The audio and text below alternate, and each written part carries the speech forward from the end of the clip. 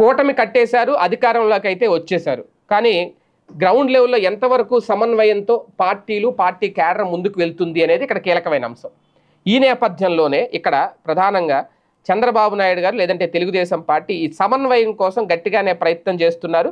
ప్రధానంగా ఇప్పుడు ట్రైనింగ్ క్లాసులు జరగబోతున్నాయంట. అది కూడా టీడీపీ క్యాడర్ కూడా శిక్షణ ఇవ్వాలి అనే ఆలోచన చేస్తున్నారట చంద్రబాబు నాయుడు గారు. ఎందుకంటే కార్యకర్తల సమస్యలను ప్రజాప్రతినిధులుగా నేరుగా విని పరిష్కరించాల్సిన అవసరాన్ని కూడా తాజాగా సీనియర్ల సమావేశంలో గుర్తు చేశారు బాబు గారు.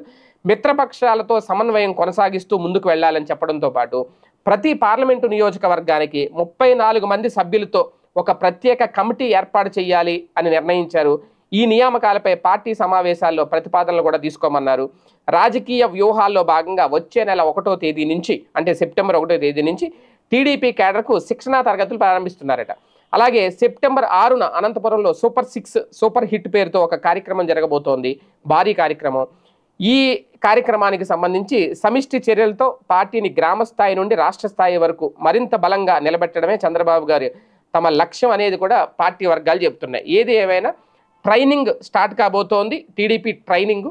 ఇది సమన్వయం కోసం, అలాగే పార్టీని ఇంకా ముందుకు తీసుకెళ్లడం కోసం. సమన్వయం అంటే జనసేనతో ఎలా కలిసి ముందుకు వెళ్ళాలి, అలాగే కూటమిలో ఉన్న మిగిలిన పార్టీలని ఎలా కలుపుకు వెళ్ళాలి. ఇది కనుక దాదాపుగా సక్సెస్ అయితే ఈ కూటమి పవన్ కళ్యాణ్ గారు చెప్పినట్టు మరికొన్నేళ్ళు చాలా స్ట్రాంగ్గా ఉంటుంది అని అనడంలో ఎలాంటి సందేహం అవసరం లేదు. కాకపోతే ఈ ట్రైనింగ్ ఎంతవరకు సమన్వయానికి ఉపయోగపడుతుంది అనేది చూడాలి.